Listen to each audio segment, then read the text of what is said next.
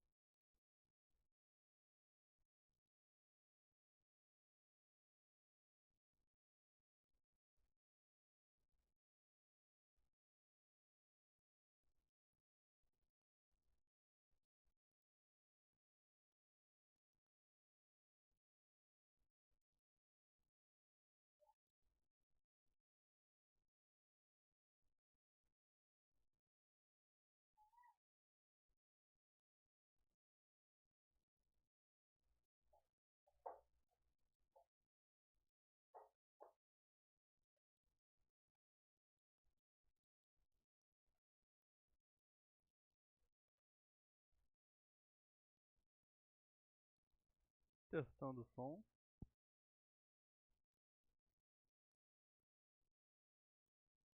Som bem baixo.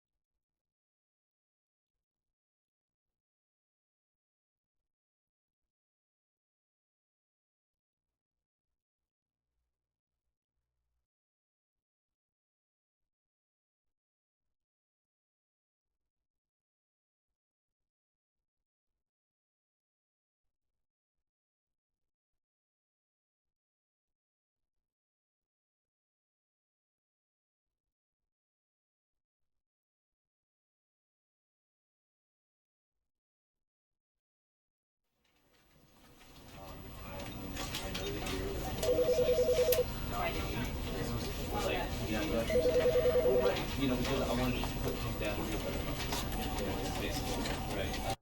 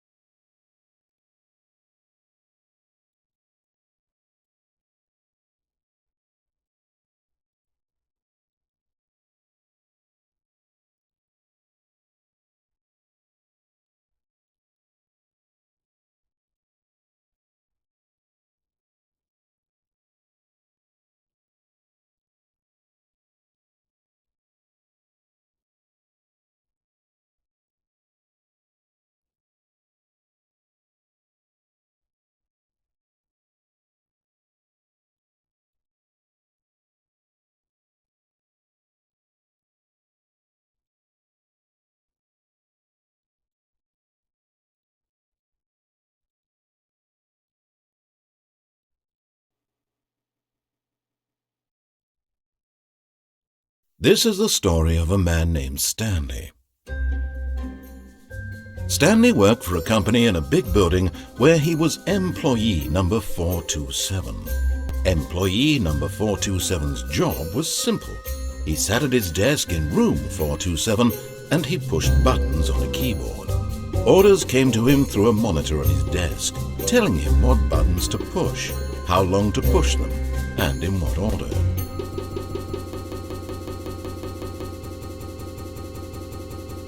This is what employee 427 did every day of every month of every year. And although others might have considered it soul-rending, Stanley relished every moment that the orders came in, as though he had been made exactly for this job. And Stanley was happy. And then one day, something very peculiar happened. Something that would forever change Stanley. Something he would never quite forget. He had been at his desk for nearly an hour when he realized that not one single order had arrived on the monitor for him to follow. No one had showed up to give him instructions, call a meeting, or even say hi. Never in all his years at the company had this happened, this complete isolation. Something was very clearly wrong. Shocked, frozen solid, Stanley found himself unable to move for the longest time. But as he came to his wits and regained his senses, he got up from his desk and stepped out of his office.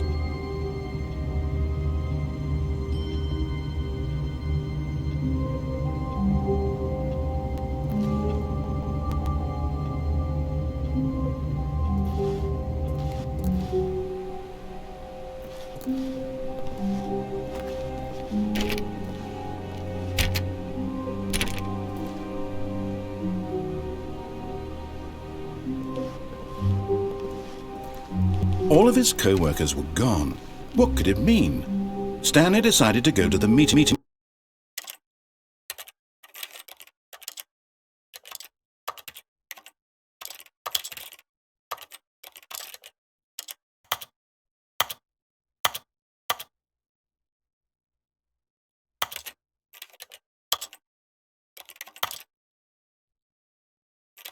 room. Perhaps he had simply missed a memo.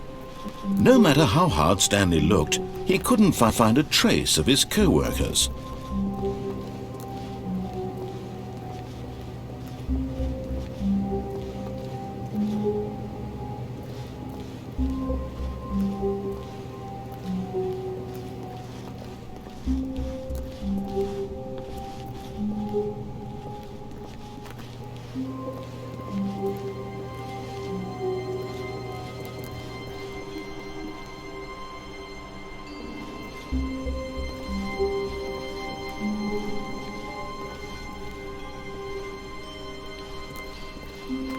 When Stanley came to a set of 2 open doors, he entered the door on his left.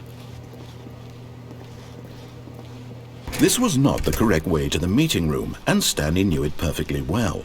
Perhaps he wanted to stop by the employee lounge first, just to admire it.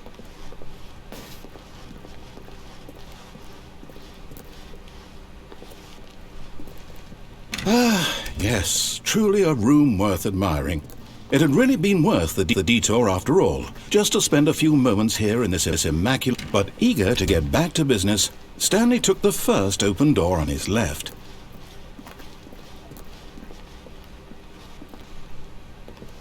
And so he detoured through the maintenance section, walked straight ahead to the opposite door, and got back on track.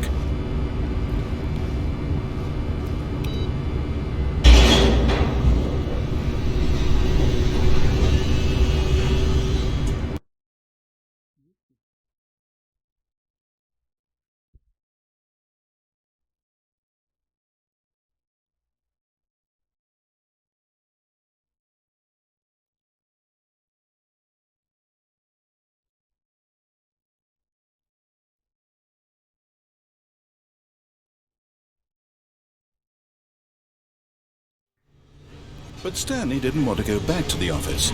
He wanted to wander about and get even further off track. So now in order to get back, he needed to go, from here it's, left. Oh, no, it's to the right, my mistake.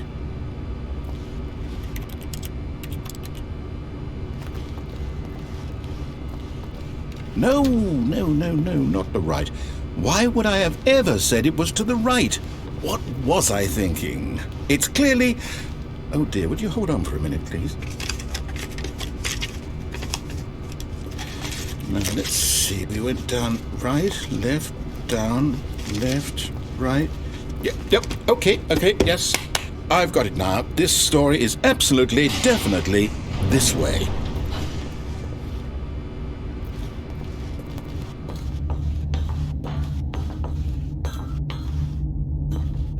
No. This isn't right at all. You're not supposed to be here yet. This is all a spoiler. Quick, Stanley, close your eyes. Okay.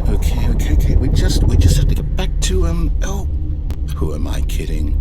It's all rubbish now. The whole story completely unusable.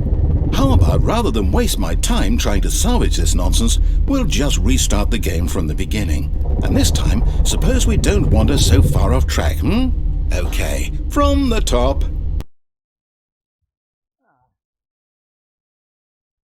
Como assim, cara? Eu tenho que seguir essa porra de roteiro.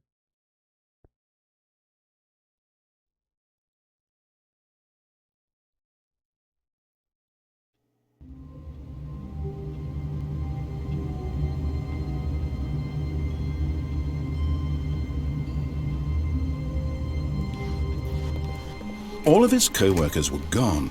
What could it mean? Stanley decided to go to the meeting room. Perhaps he had simply missed a memo.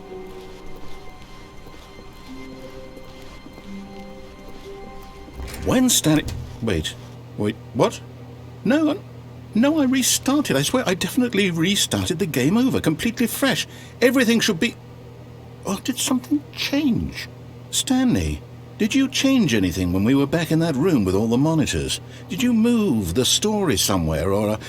Hold on. Why am I asking you? I'm the one who wrote the story. It was right here just a minute ago. I know for sure that it's here somewhere. Okay, then. It's an adventure. Come, Stanley. Let's find the story.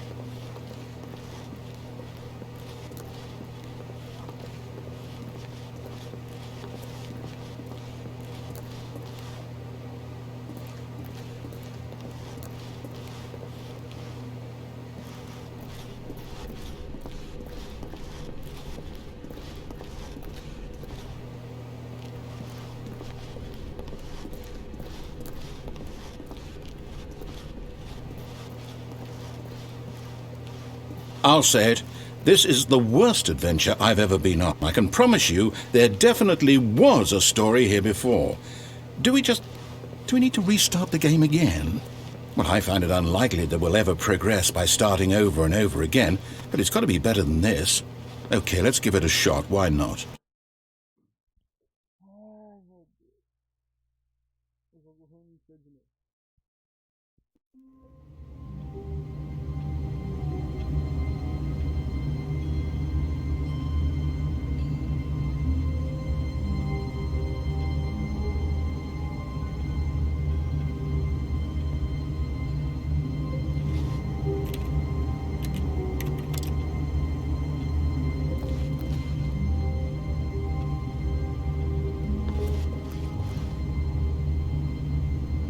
All of his co-workers were gone.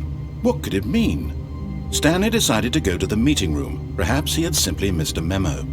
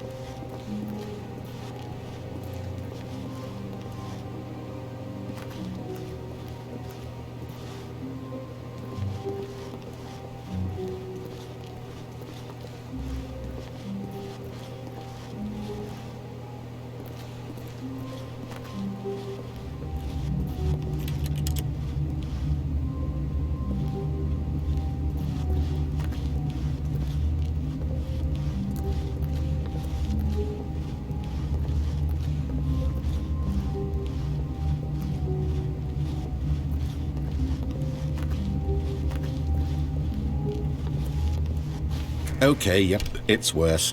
I might be remembering this wrong. It's possible the story is back where we just came from. Why don't we go back the other direction and see if we missed anything?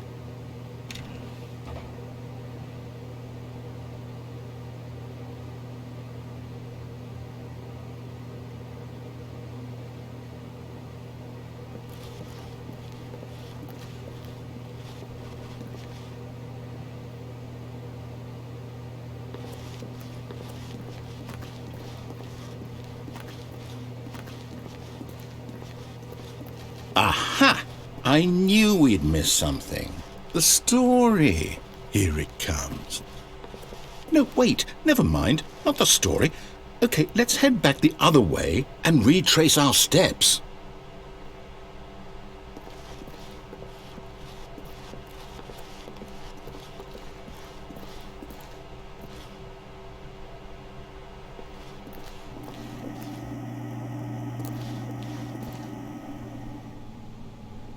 Now this...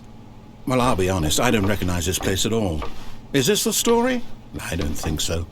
I can't quite recall, but I believe my story took place in an office building. Is that correct?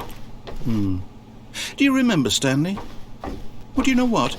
Since I've completely forgotten what we were supposed to be doing, how about this? You win! Congratulations! I know you put in a lot of hard work, and it really paid off, so... good job. Oh, no. No, I don't feel right about this at all. We both know you didn't put in any actual work for that win. Some people win fair and square, and this was not one of those situations. Okay, I'm getting weirded out by whatever this place is. I don't care what might happen this time. I have to restart.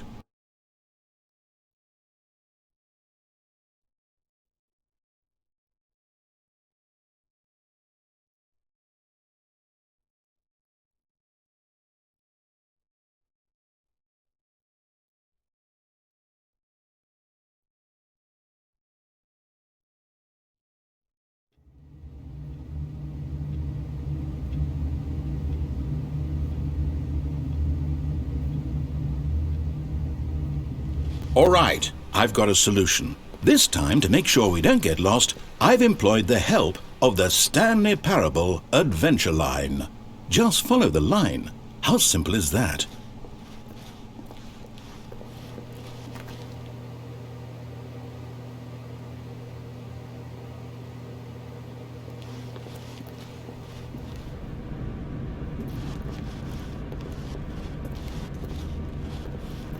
You see, the line knows where the story is. It's over in this direction.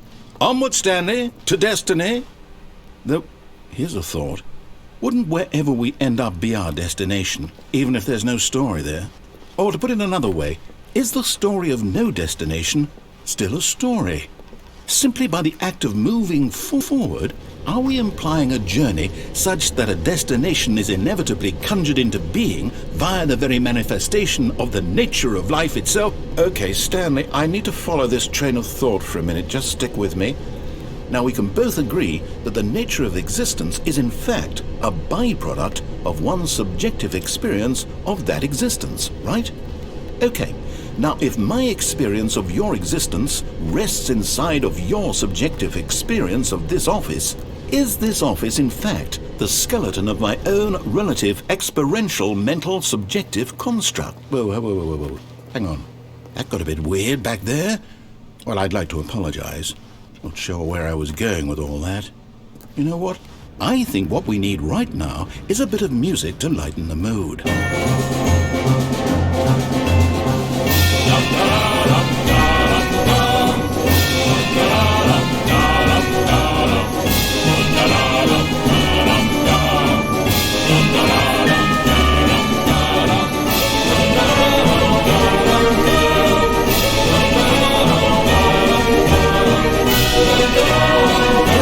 Cut the music, go back and look at that fern. Stanley, this fern will be very important later in the story. Make sure you study it closely and remember it carefully. You won't want to miss anything.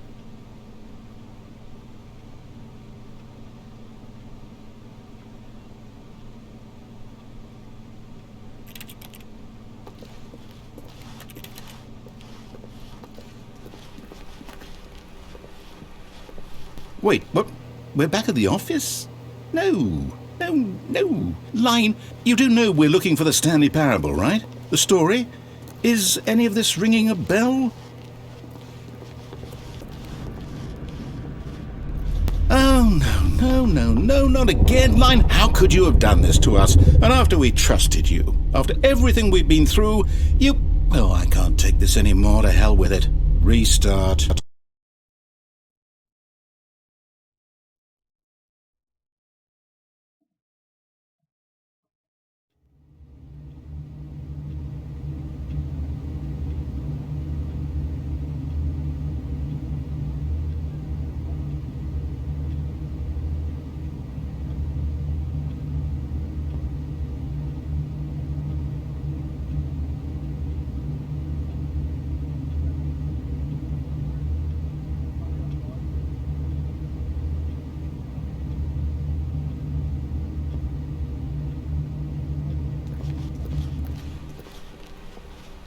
You know what, Stanley? I say forget the adventure line. What's it ever done for us? We're intelligent people, right? Why can't we make up our own story? Something exciting, daring, mysterious. Ooh, this all sounds perfectly doable. Why don't we simply start wandering in, well, I don't know. How about this direction?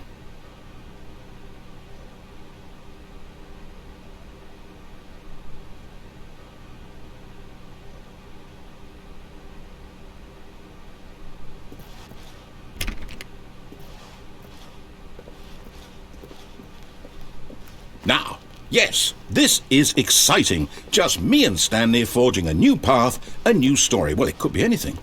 What do you want our story to be? Go wild. Use your imagination. Whatever it might be, Stanley, I'm ready for it.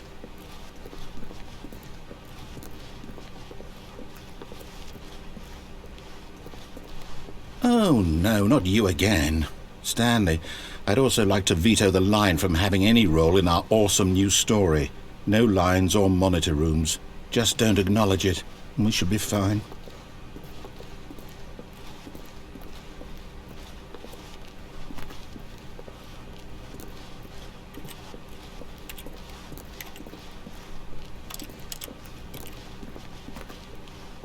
Ah, a choice. We get to make a decision. From here, the story is in our control. How important we mustn't squander the opportunity. In fact, I believe I need a minute to think here. just walk in circles for a minute. Okay, so I know that each door has to lead somewhere, which means that somewhere at the place where we're trying to go, there must be a reverse door that leads here. And that in turn means that our destination corresponds with the counter-inverted reverse door's origin. So starting from the right, let us ask, will taking the right door lead us to where we're going? And since the answer is clearly yes, then by all accounts, the door on the right is the correct one. Another victory for logic. Come, Stanley, our destiny awaits.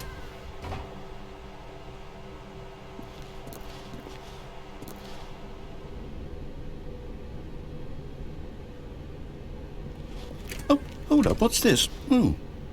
The confusion ending. You're telling me that's what this is? It's all one giant ending? And we're supposed to restart the game, what, eight times? That's really how all this goes? It's all determined? So now, according to the schedule, I restart again. Then what? Am I just supposed to forget? Well, what if I don't want to forget? My mind goes blank simply because it's written here on this thing, wall. Well, who consulted me? Why don't I get to decide? Why don't I get a say in all of this? Is it really? No, it can't be. I don't want it to be. I don't want the game to keep restarting. I don't want to forget what's going on. I don't want to be trapped like this. I won't restart the game. I won't do it. I won't do it. I won't do it. And the timer stopped?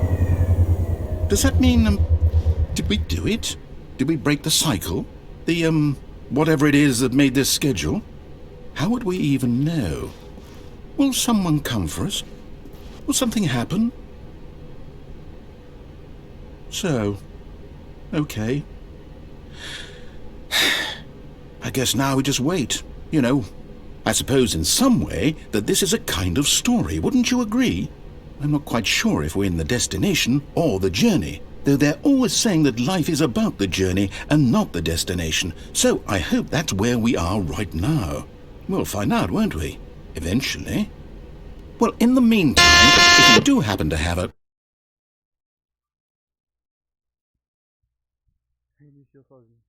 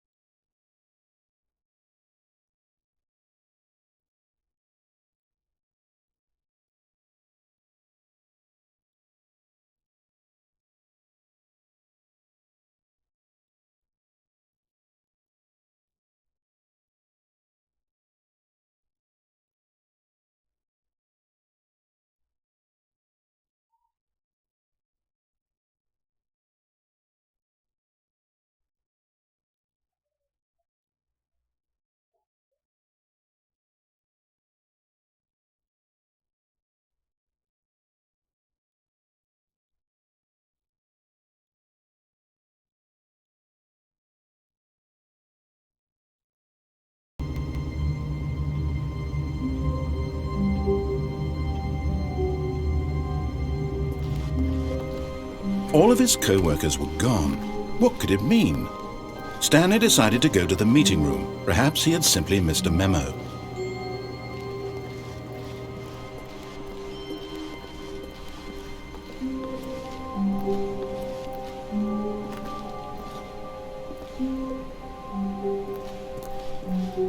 When Stanley came to a set of 2 open doors, he entered the door on his left.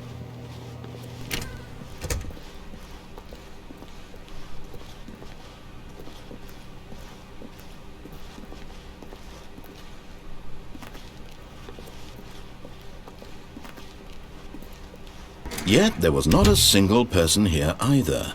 Feeling a wave of disbelief, Stanley decided to go up to his boss's office, hoping he might find an answer there.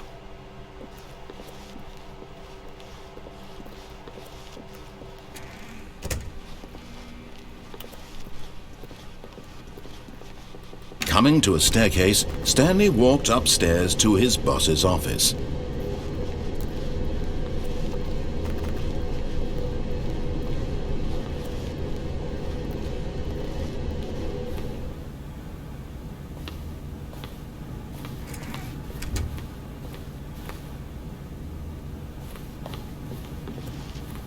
Stepping into his manager's office, Stanley was once again stunned to discover not an indication of any human life. Shocked, unraveled, Stanley wondered in disbelief who orchestrated this, what dark secret was being held from him. What he could not have known was that the keypad behind the boss's desk guarded the terrible truth that his boss had been keeping from him. And so the boss had assigned it an extra secret PIN number, 2845. But of course, Stanley couldn't possibly have known this.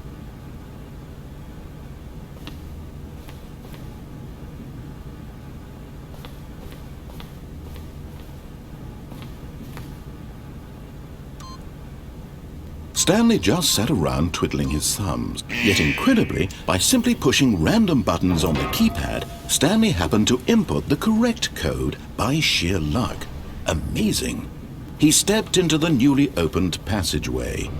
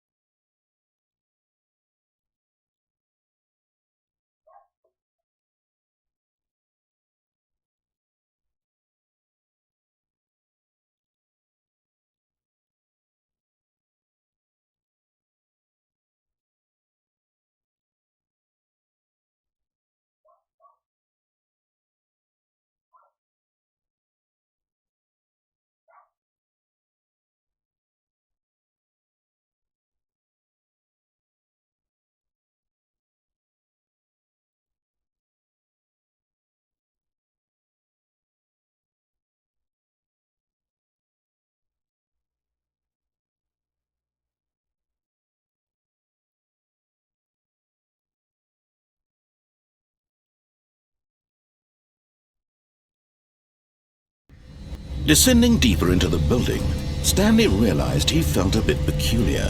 It was a stirring of emotion in his chest, as though he felt more free to think for himself, to question the nature of his job. Why did he feel this now, when for years it had never occurred to him? This question would not go unanswered for long.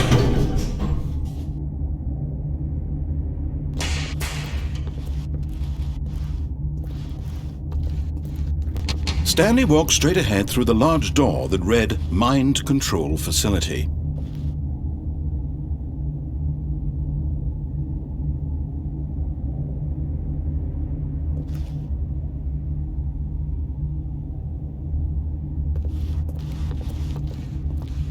Although this passageway had the word Escape written on it, the truth was that at the end of this hall, Stanley would meet his violent death.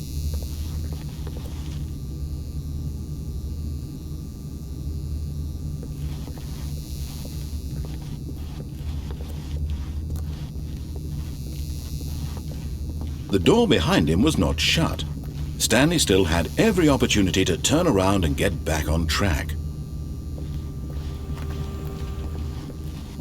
At this point, Stanley was making a conscious, concerted effort to walk forward and willingly confront his death.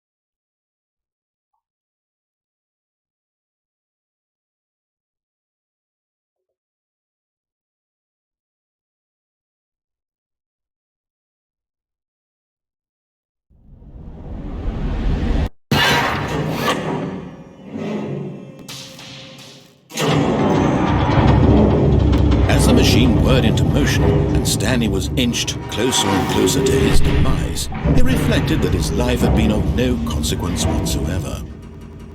Stanley can't see the bigger picture. He doesn't know the real story, trapped forever in his narrow vision of what this world is. Perhaps his death was of no great loss, like plucking the eyeballs from a blind man. So he resigned and willingly accepted this violent end to his brief and shallow life. Farewell, Stanley.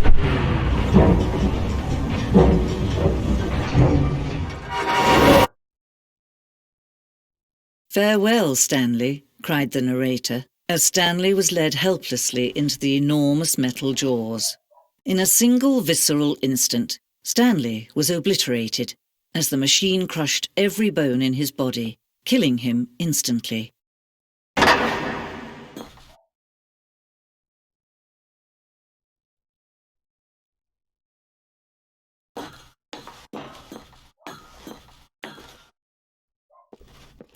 And yet it would be just a few minutes before Stanley would restart the game, back in his office, as alive as ever.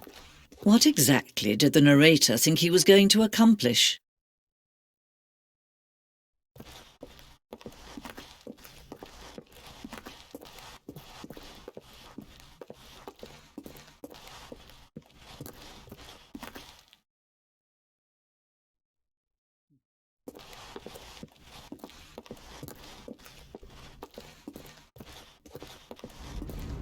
When every path you can walk has been created for you long in advance, death becomes meaningless, making life the same.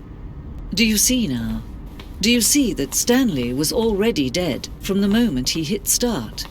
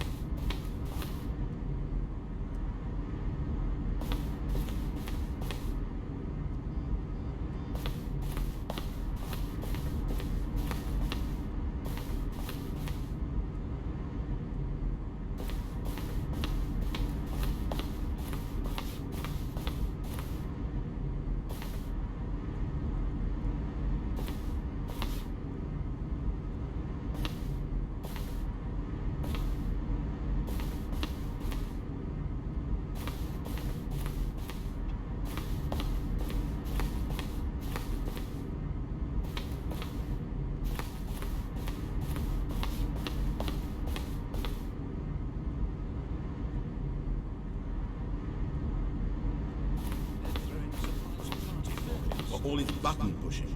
Does that sound plausible to you? Stanley stood on the roof. Now, this sure and on track to where he was supposed to be in the story. When Stanley came to the lift, he tried.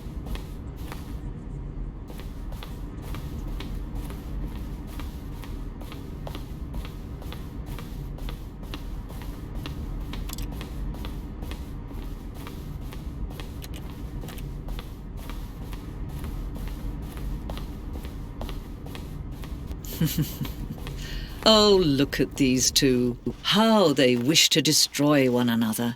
How they wish to control one another. How they both wish to be free.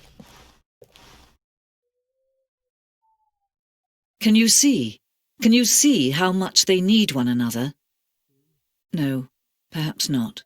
Sometimes these things cannot be seen. But listen to me. You can still save these two. You can stop the program before they both fail. Push escape and press quit. There's no other way to beat this game. As long as you move forward, you'll be walking someone else's path. Stop now and it'll be your only true choice. Whatever you do, choose it. Don't let time choose for you. Don't let time choose.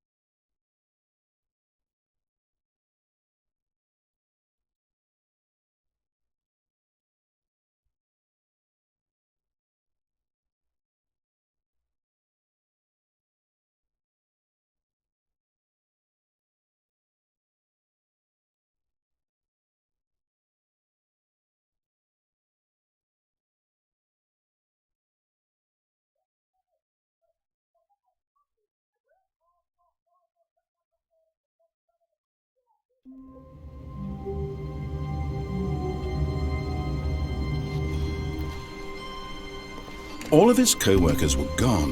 What could it mean? Stanley decided to go to the meeting room. Perhaps he had simply missed a memo.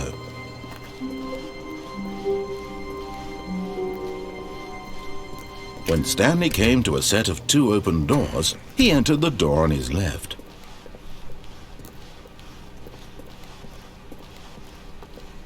Yet there was not a single person here either. Feeling a wave of disbelief, Stanley decided to go up to his boss's office. Coming to a staircase, Stanley walked upstairs to his boss's office.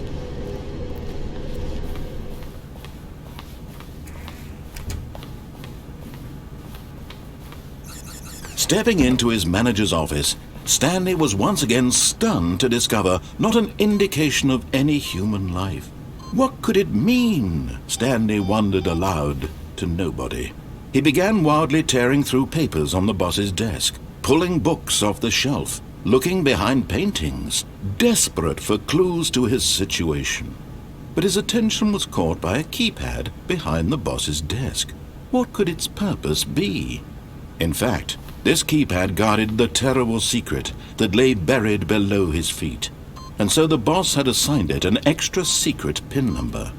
Stanley was in such a rush to get through the story as quickly as possible, he didn't even have a single minute to just let the narrator talk. That kind of anxiety isn't healthy, so he relaxed for a few moments with some calming New Age music.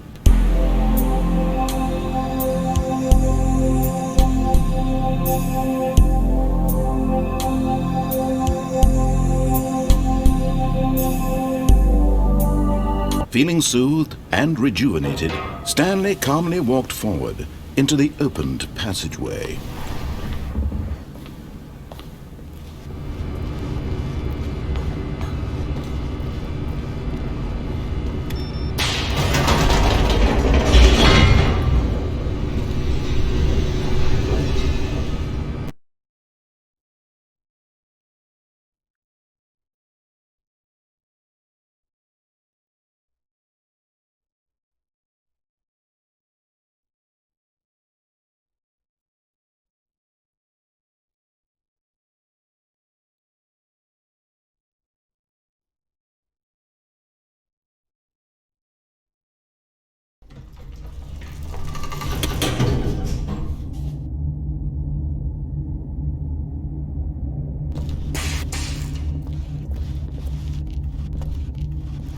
Stanley walked straight ahead through the large door that read Mind Control Facility.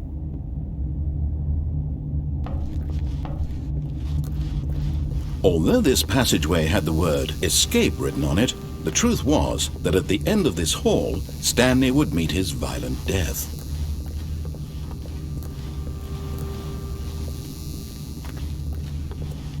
But of course, Stanley thought better of it and realized he simply had too much to live for.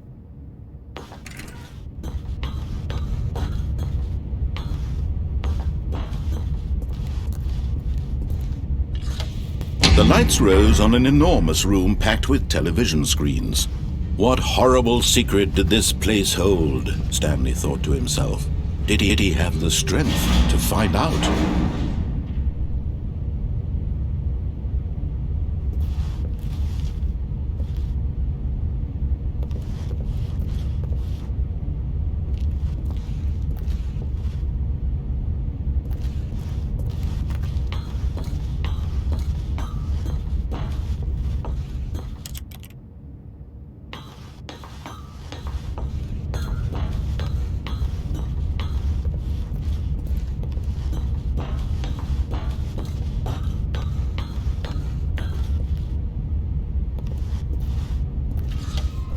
Now the monitors jumped to life, their true nature revealed. Each bore the number of an employee in the building, Stanley's co-workers. The lives of so many individuals reduced to images on a screen, and Stanley, one of them, eternally monitored in this place where freedom meant nothing.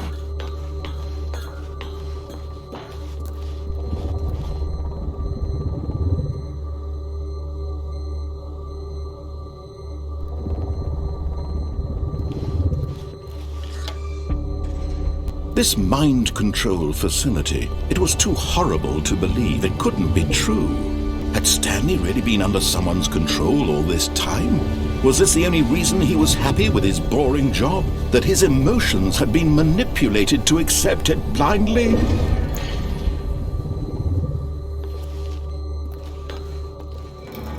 No, he refused to believe it. He couldn't accept it. His own life in someone else's control? Never! It was unthinkable. Wasn't it? Was it even possible? Had he truly spent his entire life utterly blind to the world?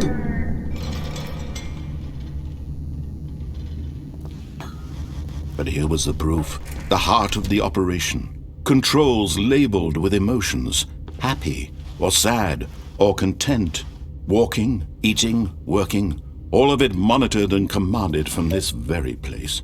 And as the cold reality of his past began to sink in, Stanley decided that this machinery would never again exert its terrible power over another human life. For he would dismantle the controls once and for all.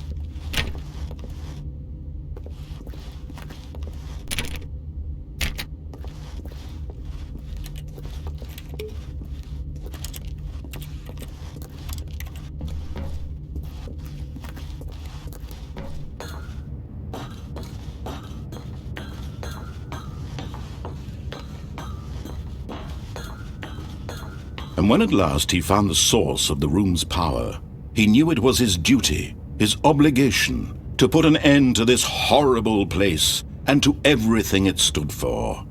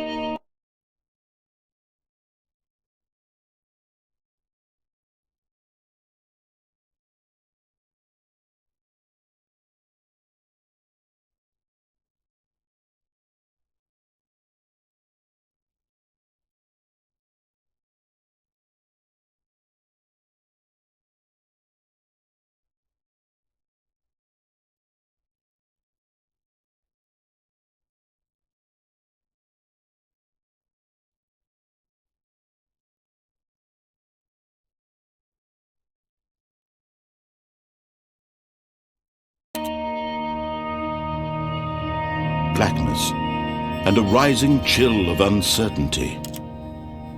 Was it over?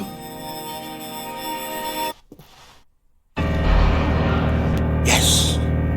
He had won! He had defeated the machine! Unshackled himself from someone else's command. Freedom was mere moments away. And yet, even as the immense door slowly opened, Stanley reflected on how many puzzles still lay unsolved. Where had his co-workers gone? How had he been freed from the machine's grasp? What other mysteries did this strange building hold? But as sunlight streamed into the chamber, he realized none of this mattered to him. For it was not knowledge or even power that he had been seeking, but happiness. Perhaps his goal had not been to understand, but to let go. No longer would anyone tell him where to go, what to do, or how to feel. Whatever life he lives, it will be his. And that was all he needed to know. It was perhaps the only thing worth knowing. Stanley stepped through the open door.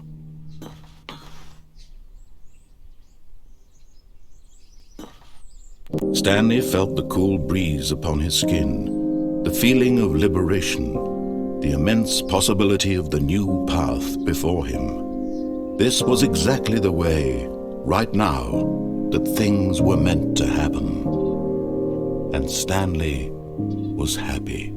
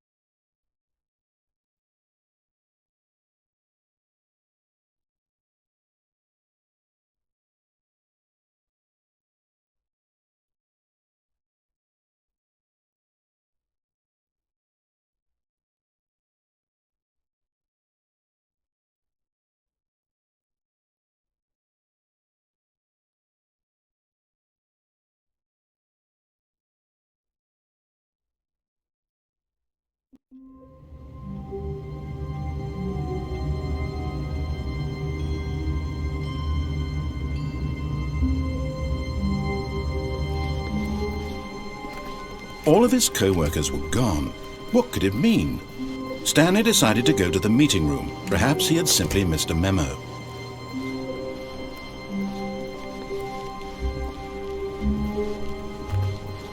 When Stanley came to a set of 2 open doors, he entered the door on his left.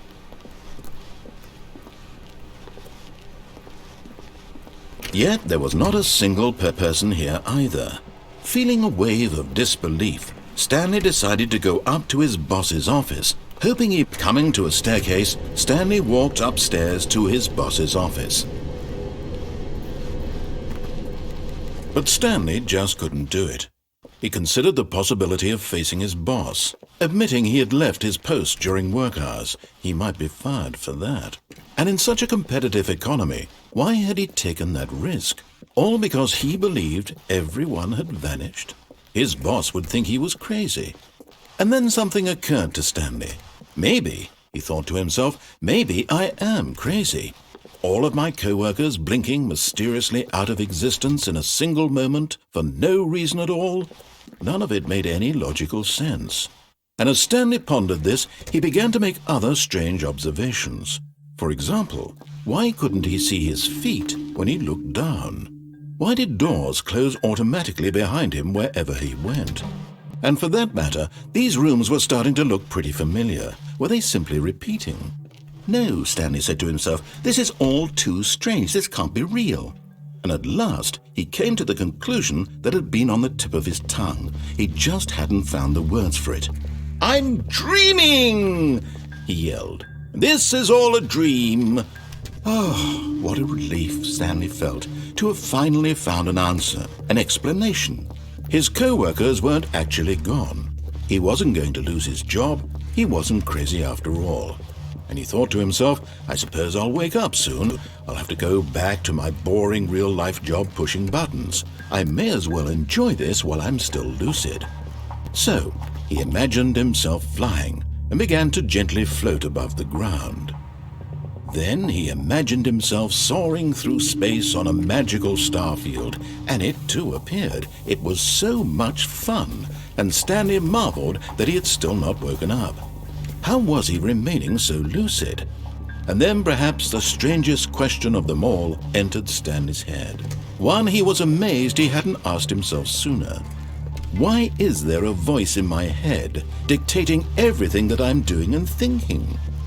Now the voice was describing itself being considered by Stanley, who found it particularly strange. I'm dreaming about a voice describing me, thinking about how it's describing my thoughts, he thought.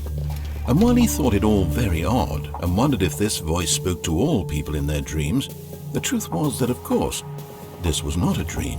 How could it be? Was Stanley simply deceiving himself, believing that if he's asleep he doesn't have to take responsibility for himself? Stanley is as awake right now as he's ever been in his life. Now, hearing the voice speak these words was quite a shock to Stanley. After all, he knew for certain, beyond a doubt, that this was in fact a dream. Did the voice not see him float and make the magical stars just a moment ago? How else would the voice explain all that? This voice was a part of himself too. Surely, if he could just... He would prove it. He would prove that he was in control, that this was a dream. So he closed his eyes gently, and he invited himself to wake up. He felt the cool weight of the blanket on his skin, the press of the mattress on his back, the fresh air of a world outside this one. Let me wake up, he thought to himself. I'm through with this dream. I wish it to be over. Let me go back to my job. Let me continue pushing the buttons. Please, it's all I want. I want my apartment, and my wife, and my job. All I want is my life exactly the way it's always been. My life is normal. I am normal. Everything will be fine. I am okay.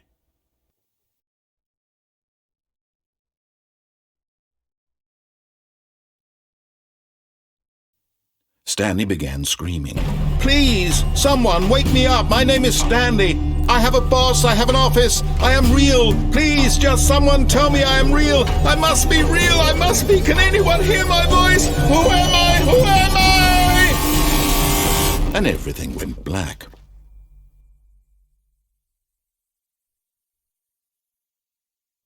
This is the story of a woman named Mariella. Mariella woke up on a day like any other. She arose, got dressed, gathered her belongings, and walked to her place of work. But on this particular day, her walk was interrupted by the body of a man who had stumbled through town talking and screaming to himself, and then collapsed dead on the sidewalk. And although she would soon turn to go call for an ambulance, for just a few brief moments she considered the strange man. He was obviously crazy, this much she knew. Everyone knows what crazy people look like.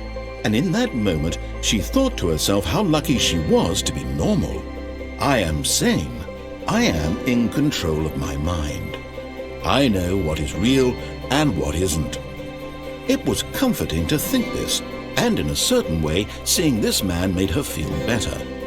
But then she remembered the meeting she had scheduled for that day. The very important people whose impressions of her would affect her career, and by extension, the rest of her life. She had no time for this, so it was only a moment that she stood there, staring down at the body. And then she turned and ran.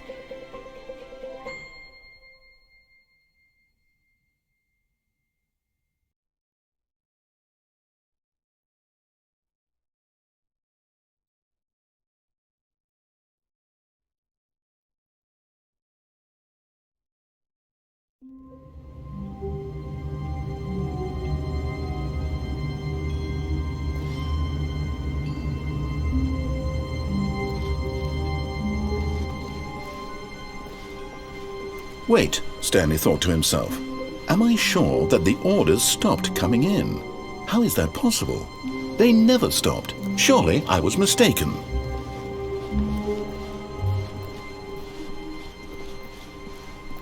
When Stanley came to a set of 2 open doors, this was not the correct way to the meeting room, and Stanley knew it perfectly well. Perhaps he wanted to stop by the employee lounge first, just to admire it. Wow, yes, this room. But eager to get back to business, Stanley took the first open door on his left.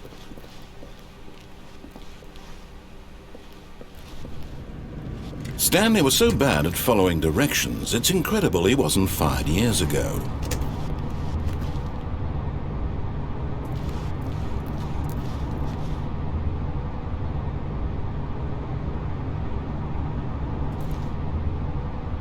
But in his eagerness to prove that he is in control of the story and no one gets to tell him what to do, Stanley leapt from the platform and plunged to his death. Good job, Stanley. Everyone thinks you are very powerful.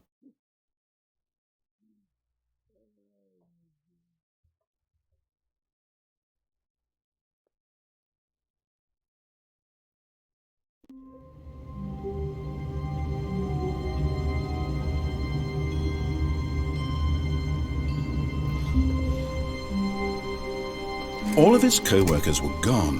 What could it mean? Stanley decided to go to the meeting room. Perhaps he had simply missed a message. When Stanley came to a set of 2 open, this was not the correct way to the meeting room, and Stanley knew it perfectly well. Perhaps he wanted to stop by the employee lounge first, just to admire it. The lounge was sublime, a work of art. But eager to get back to business, Stanley took the first open door on his left. Stanley was so bad at following directions, it's incredible he wasn't fired years ago.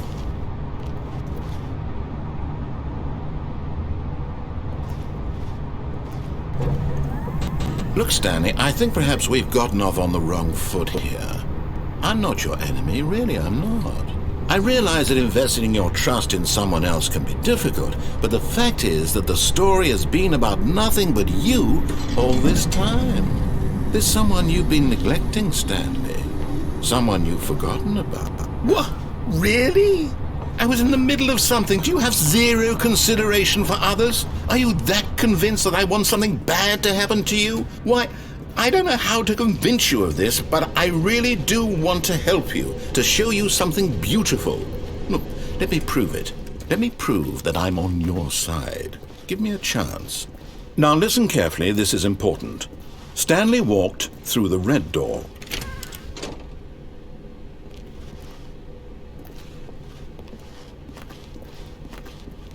Aha! Perhaps you misunderstood. Stanley walked through the red door. I still don't think we're communicating properly.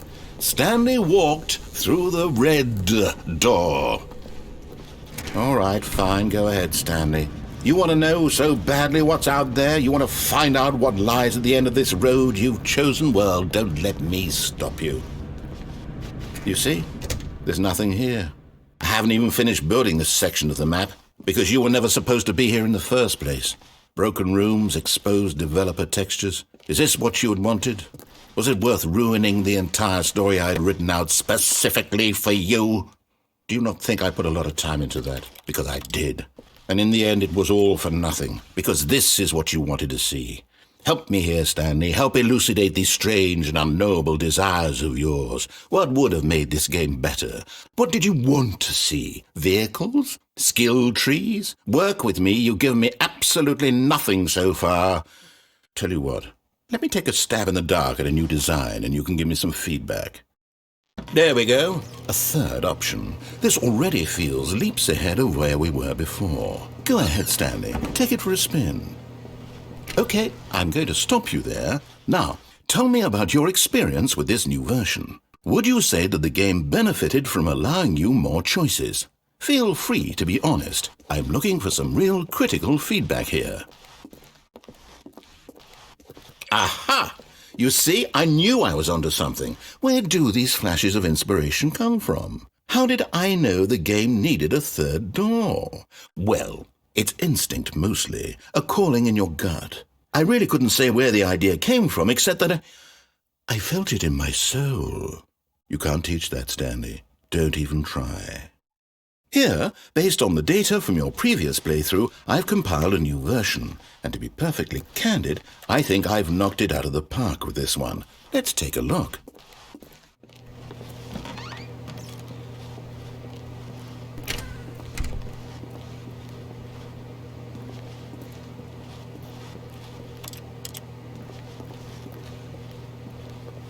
Now, would you say that competitive leaderboard helped you feel motivated to keep walking through doors? Again, honest answers, please.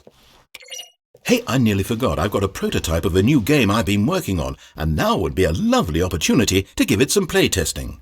You wouldn't mind taking a look at it, would you? Perfect. Let me boot it up.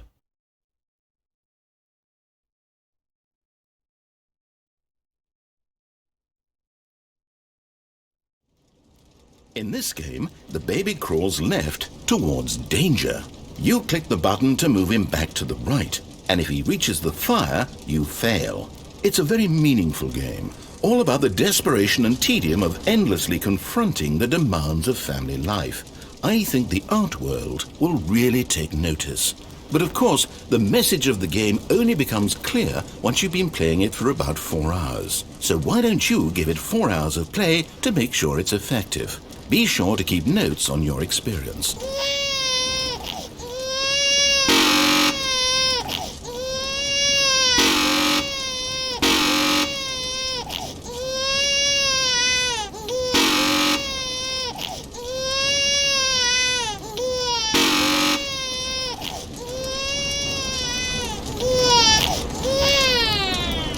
You heartless bastard. Did you do it because you hate babies or purely to spite me?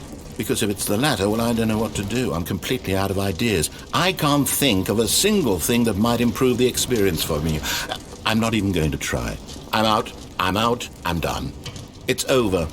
Thank you for playing. Your input was extremely valuable. Oh, hey, since my game was so awful, why don't we play someone else's game? Just to ease the pain. Let's see. What do we have here? Yes, this seems like it'll work. Let's give it a shot.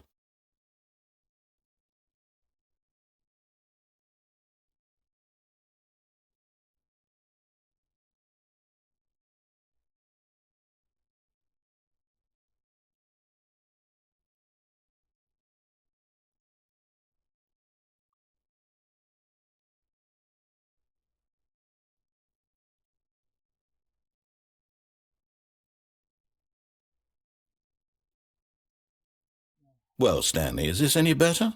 At last, the one thing you've always desired. A game I had absolutely nothing to do with. But is it enough? Tell me that, Stanley. Will it ever be enough? Well, I'll say this. I'm done making things for you. From now on, I will only create to fulfill a greater artistic purpose. Watch this, Stanley. I'm going to build a house.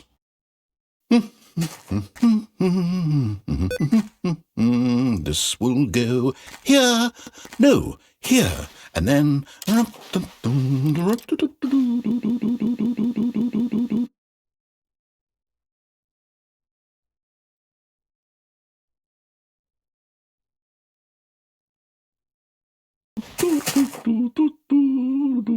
Let's see, what does it need? Yes, of course, and just to finish it all off...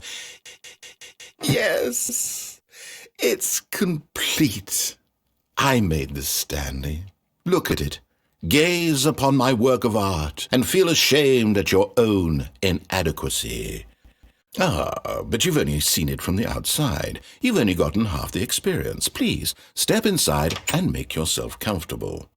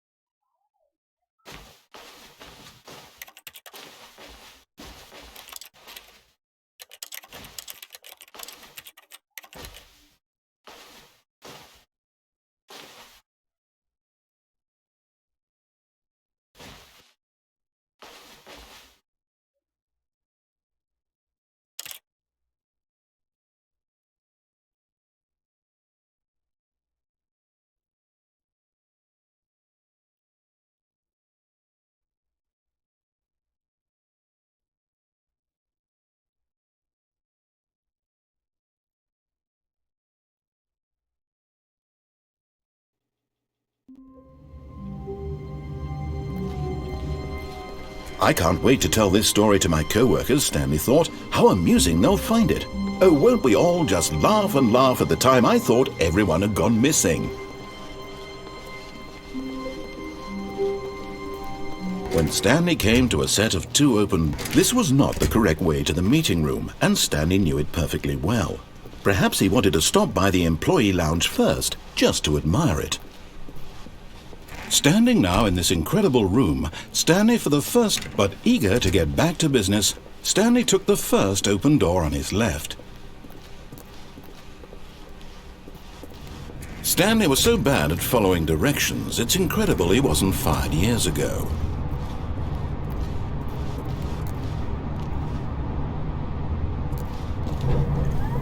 Look, Stanley, I think perhaps we've gotten off on the wrong foot here. I'm not your enemy, really, I'm not. I realize that investing your trust in someone else can be difficult, but the fact is that the story has been about nothing but you all this time. There's someone you've been neglecting, Stanley. What? Really? I was in the middle of something. Do you have zero consideration for others? Are you that convinced that I want something bad to happen to you? Why, I don't know how to convince you of this, but I really do want to help you, to show you something beautiful. Look, let me prove it. Let me prove that I'm on your side. Give me a chance.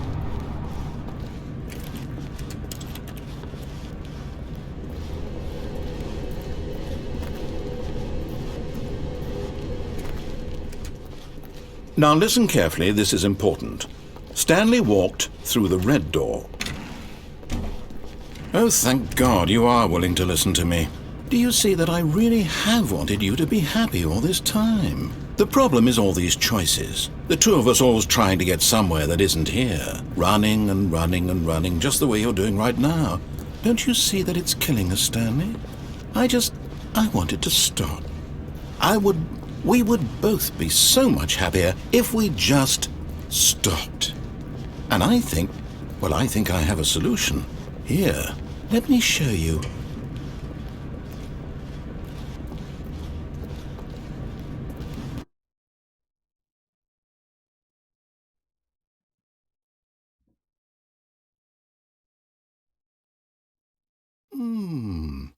What do we want?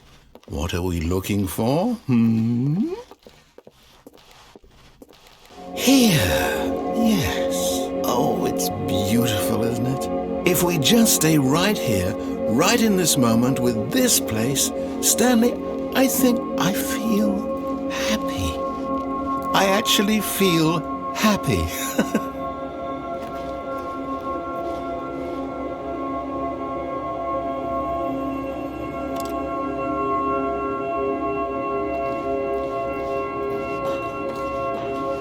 No, wait. Where are you going?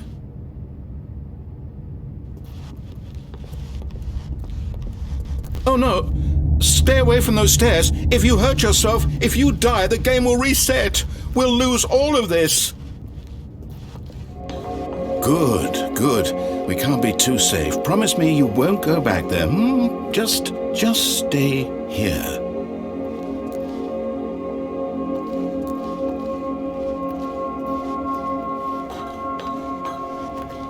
No! What do we talk about? You're risking everything we achieved here.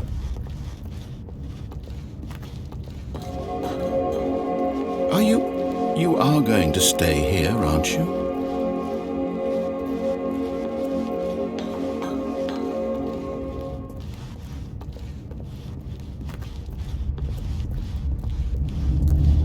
You heard me before, didn't you? You will die! What about this isn't getting through to you?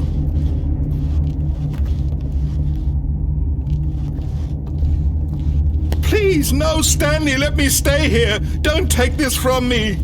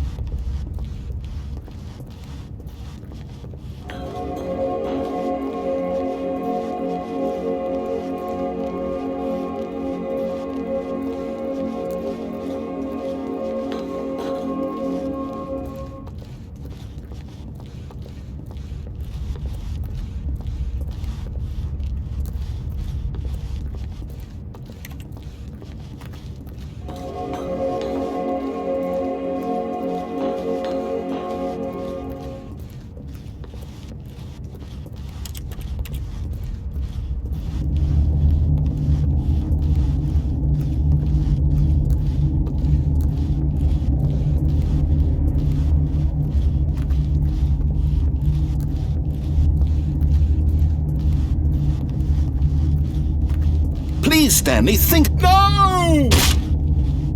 Oh, thank God. You lived. You had me worried there for a moment. Now, can we please get back to the other room? There. See? This is what you want. Stanley, go back. There's nothing good that can come from this. No. No, what do you do? Do you just not believe me? What can I say to convince you?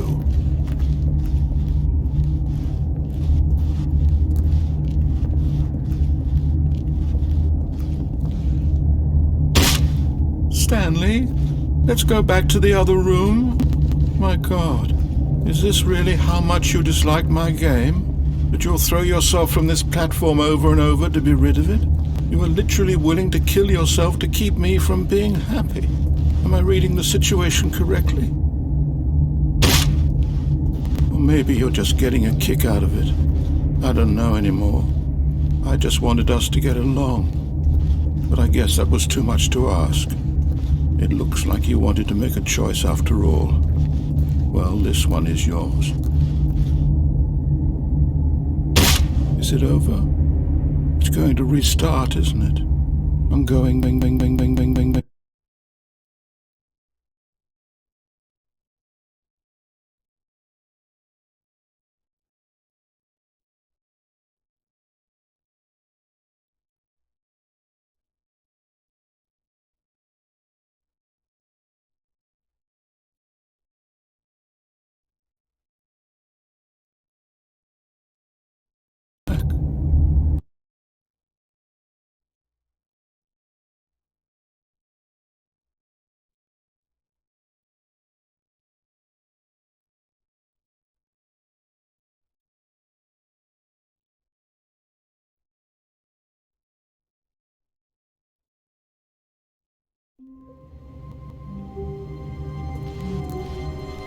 All of his co-workers were gone. What could it mean? Stanley decided to go to the meeting room. Perhaps he had simply missed a memo.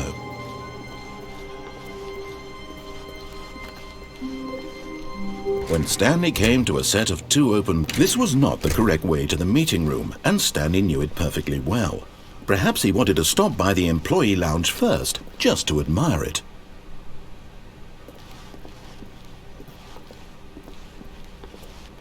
Stanley felt lightheaded, butterflies in his stomach, but eager to get back to business, Stanley took the first open door on his left. Stanley was so bad at following directions, it's incredible he wasn't fired years ago.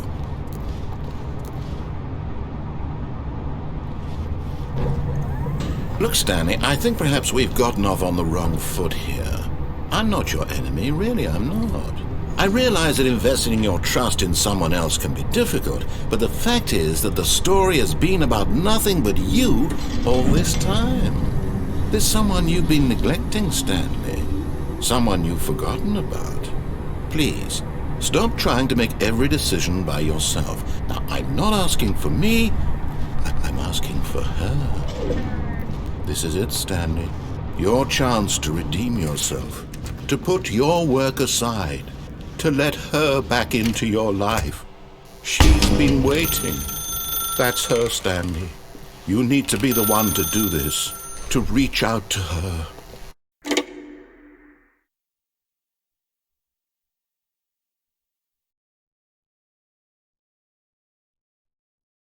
Oh, Stanley, is that you? Hold on, sweetie. Sorry to keep you waiting. I'm just pulling the bread out of the oven. All right.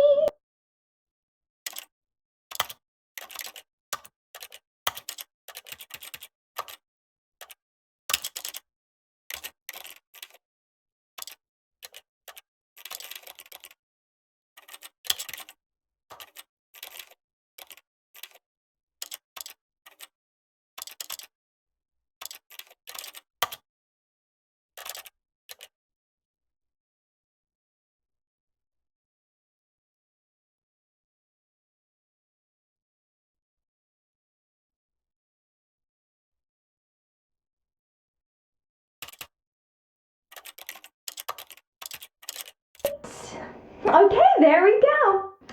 right now, I want you to come in and tell me all about Your day.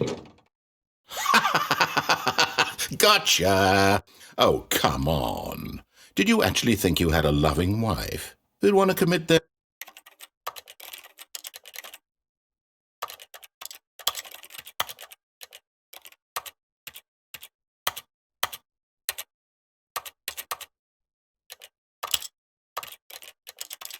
life to you?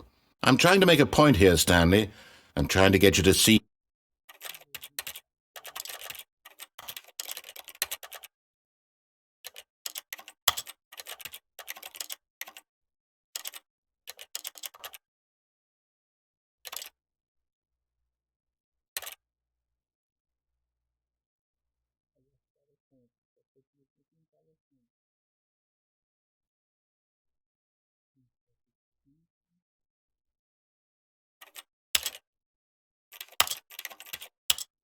something. Come inside. Let me show you what's really going on here.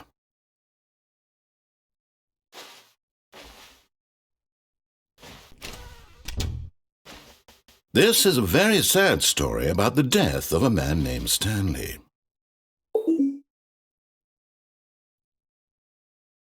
Stanley is quite a boring fellow.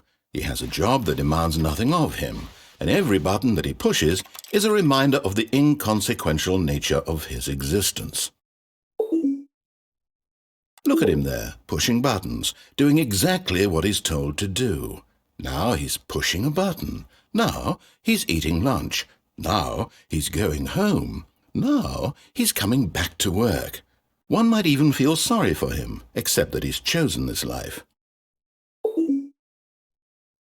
But in his mind, he can go on fantastic adventures. From behind his desk, Stanley dreamed of wild expeditions into the unknown, fantastic discoveries of new lands. It was wonderful, and each day that he returned to work was a reminder that none of it would ever happen to him.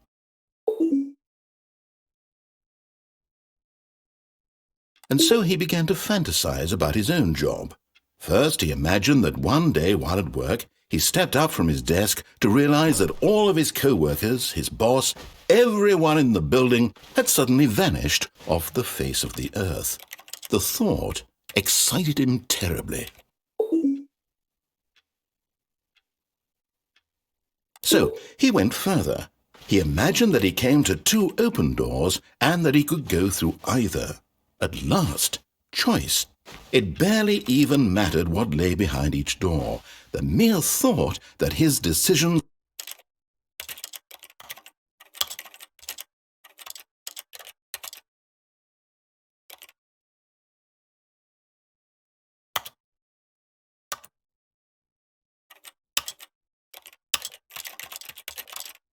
would mean something was almost too wonderful to behold. As he wandered through this fantasy world, he began to fill it with many possible paths and destinations. Down one path lay an enormous round room with monitors and mind controls. And down another was a yellow line that weaved in many directions. And down another was a game with a baby. And he called it the Stanley Parable.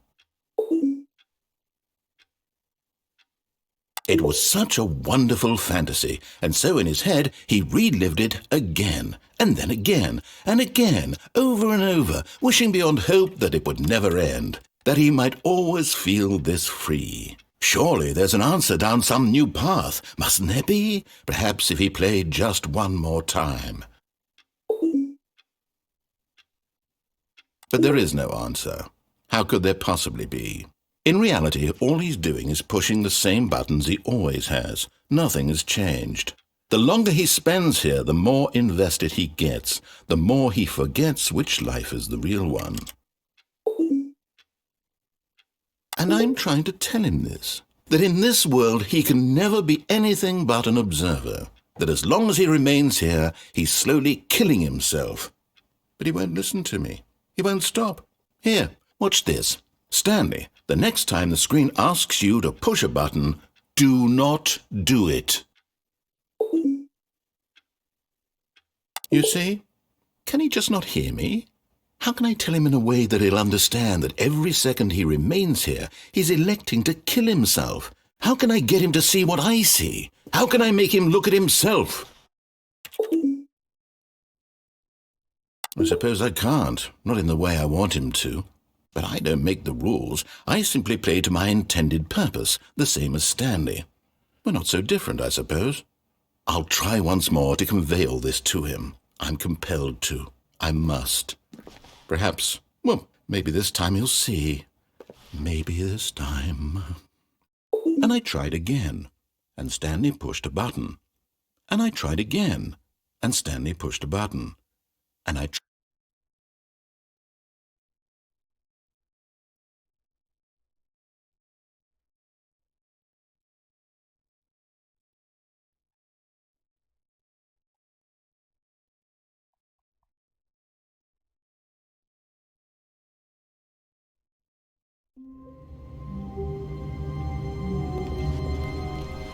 All of his co-workers were gone. What could it mean? Stanley decided to go to the meeting room. Perhaps he had simply missed a memo.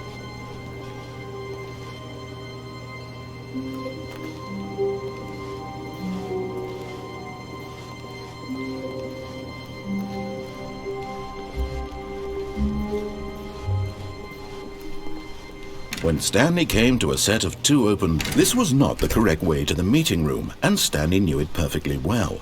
Perhaps he wanted to stop by the employee lounge first, just to admire it.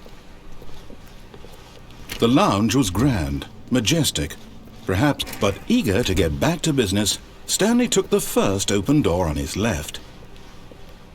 And so he detoured through the maintenance section, walked straight ahead to the opposite door, and got back on track.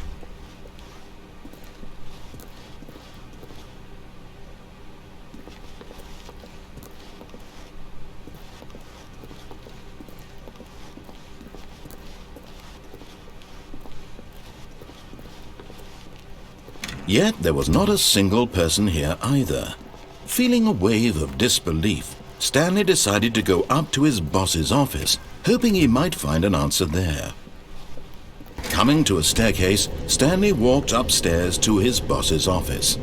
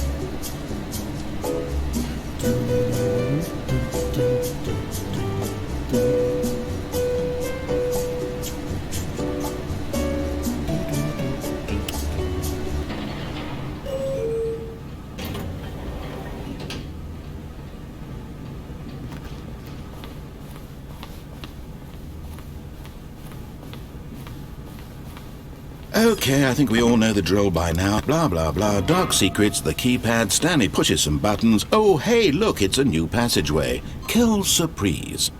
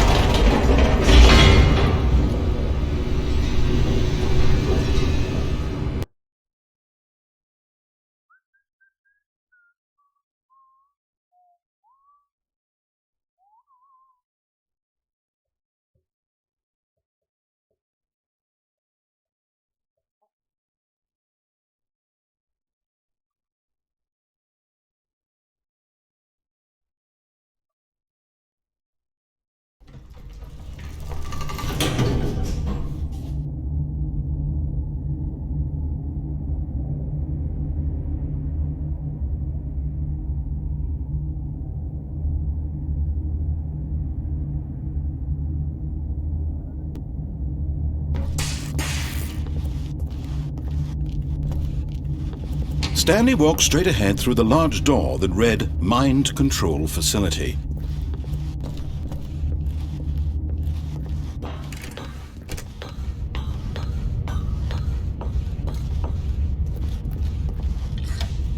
The lights rose on an enormous room packed with television screens.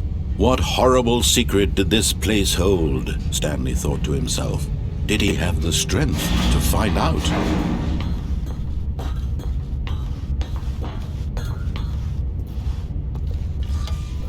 Now the monitors jumped to life, their true nature revealed. Each bore the number of an employee in the building, Stanley's co-workers. That the lives of so many individuals reduced to images on a screen, and Stanley, one of them, eternally monitored in this place where freedom meant nothing.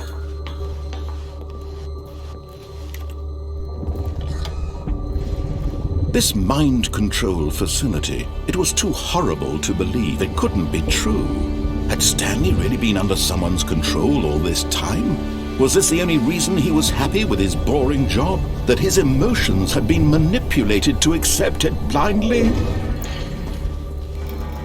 No, he refused to believe it. He couldn't accept it. His own life in someone else's control? Never!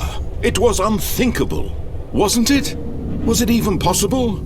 Had he truly spent his entire life utterly blind to the world?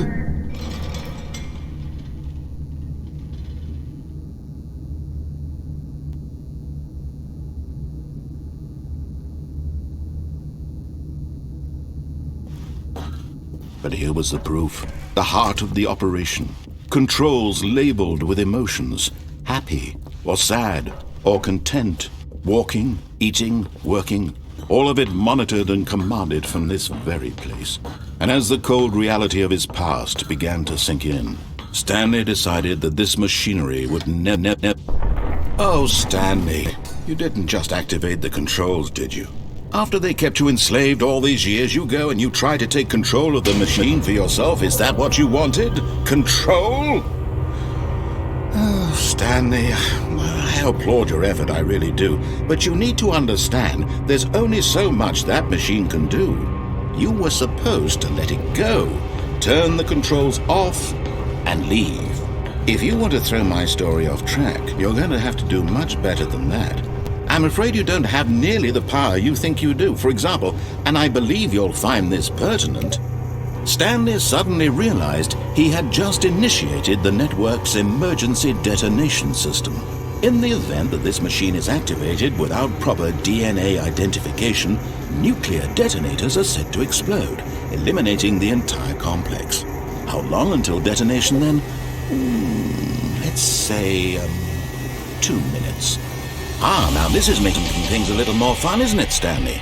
It's your time to shine. You are the star. It's your story now. Shape it to your heart's desires. Oh, this is much better than what I had in mind. What a shame we have so little time left to enjoy it. Mere moments until the bomb goes off. But what precious moments each one of them is. More time to talk about you, about me, where we're going, what all this means. I barely know where to start. What's that?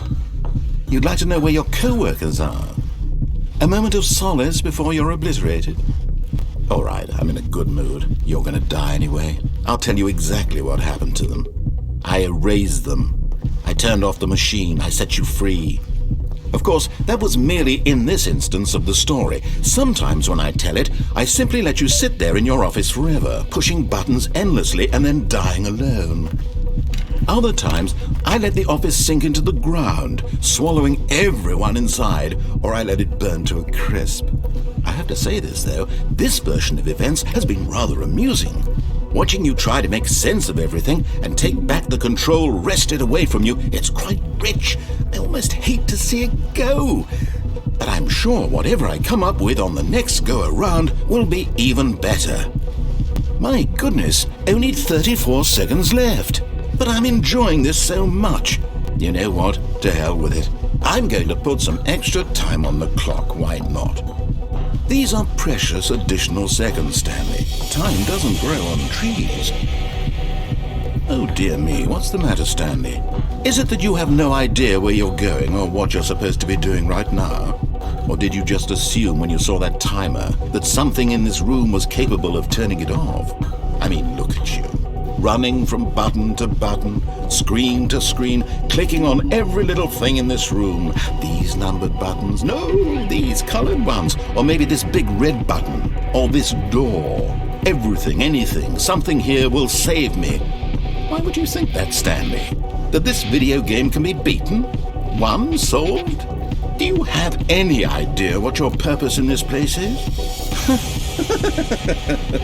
Stanley, you're in for quite a disappointment. But here's a spoiler for you. That timer isn't a catalyst to keep the action moving along. It's just seconds ticking away to your death. You're only still playing instead of watching a cutscene because I want to watch you for every moment that you're powerless. To see you made humble. This is not a challenge, it's a tragedy. You wanted to control this world, that's fine. But I'm going to destroy it first, so you can't. Take a look at the clock, Stanley. That's 30 seconds you have left to struggle. 30 seconds until a big boom and then nothing. No ending here, just you being blown to pieces.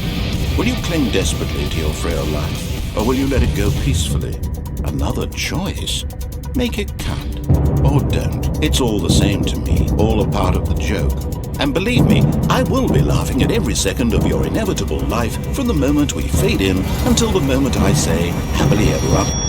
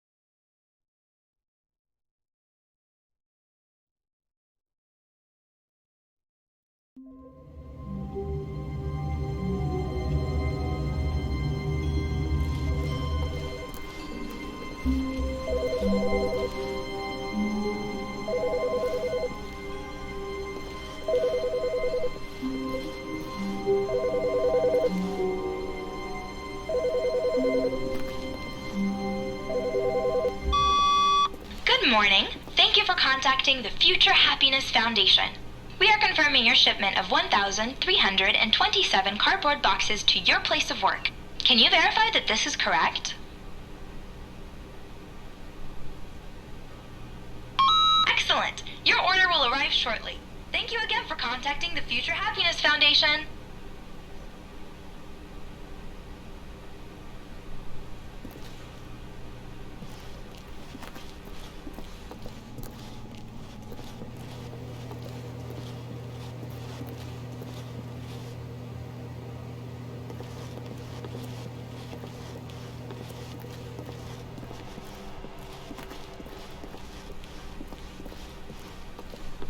When Stanley came to a set of 2 open doors, he entered the door on his left.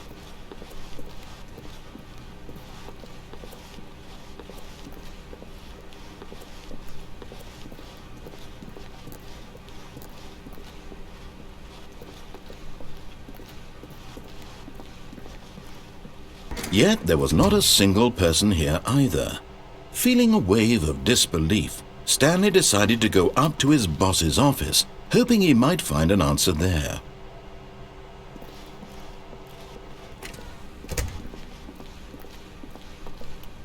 Coming to a staircase, Stanley walked upstairs to his boss's office.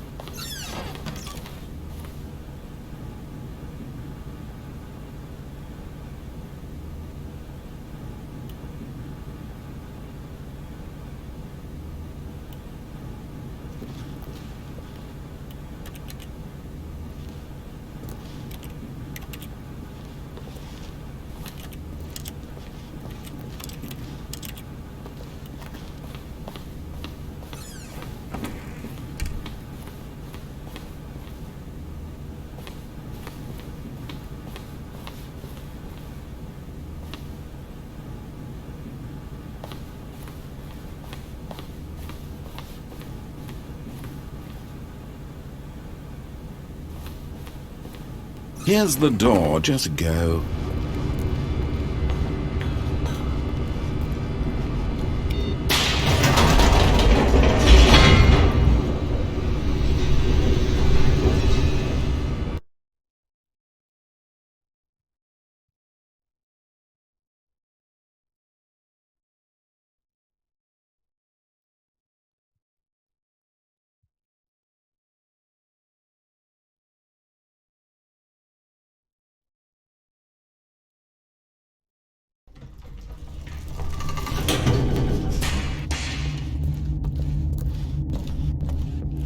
Stanley walked straight ahead through the large door that read Mind Control Facility.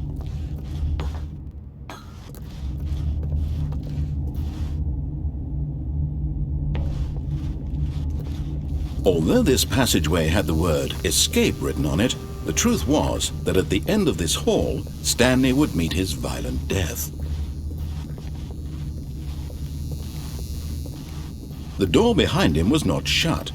Stanley still had every opportunity to turn around and get back on track. At this point, Stanley was making a conscious, concerted effort to walk forward and willingly confront his death.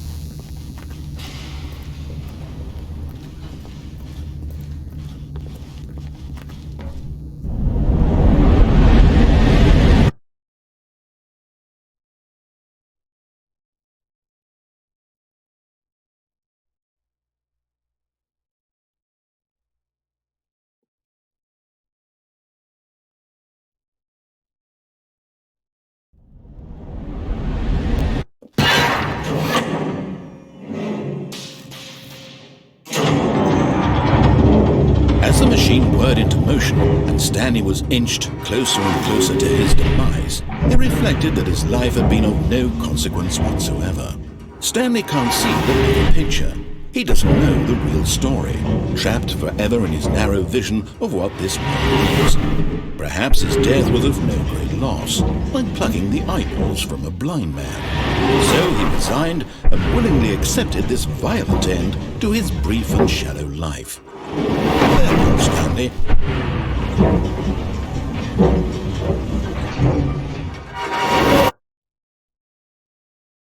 "Farewell, Stanley," cried the narrator, as Stanley was led helplessly into the enormous metal jaws. In a single visceral instant, Stanley was obliterated as the machine crushed every bone in his body, killing him instantly.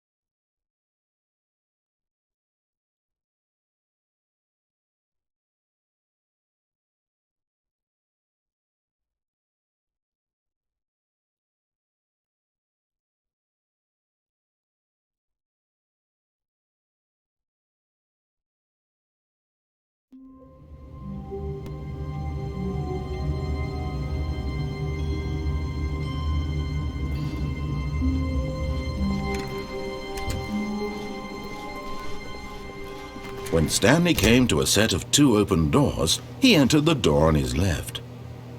This was not the correct way to the meeting room, and Stanley knew it perfectly well. Perhaps he wanted to stop by the employee lounge first, just to admire it. And here it was, the lounge. What a room, Stanley thought to himself. What a room, what a room. But eager to get back to business, Stanley took the first open door on his left. Stanley was so bad at following directions, it's incredible he wasn't fired years ago. Look, Stanley, I think perhaps we've gotten off on the wrong foot here. I'm not your enemy, really, I'm not. I realize that investing your trust in someone else can be difficult, but the fact is that the story has been about nothing but you all this time. There's someone you've been neglecting, Stanley. Someone you've forgotten about. Please, stop trying to make every decision by yourself. Now, I'm not asking for me, I'm asking for her.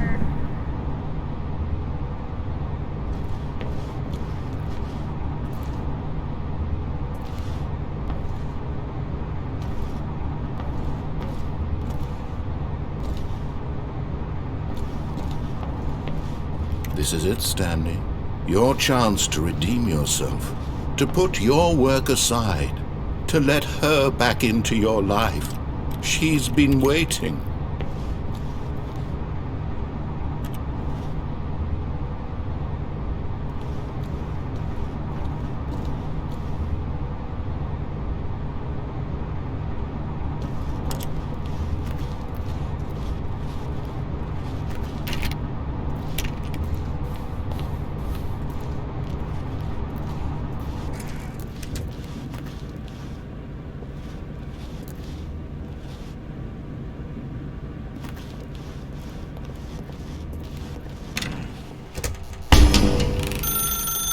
That's her, Stan.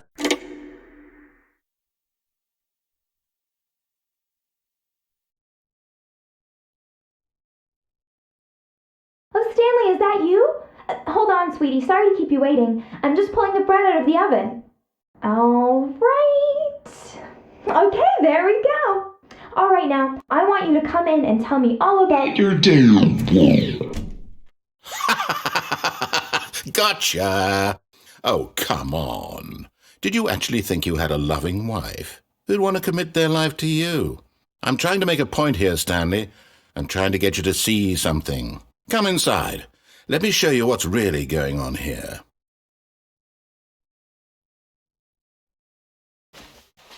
Sorry, but you're in my story now.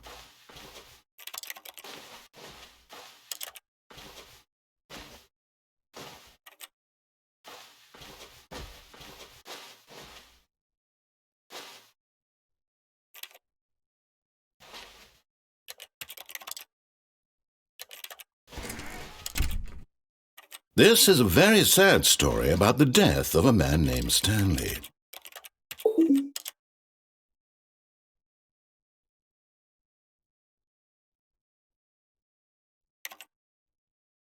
Stanley is quite a boring fellow. He has a job that demands nothing of him, and every button that he pushes is a reminder of the inconsequential nature of his existence.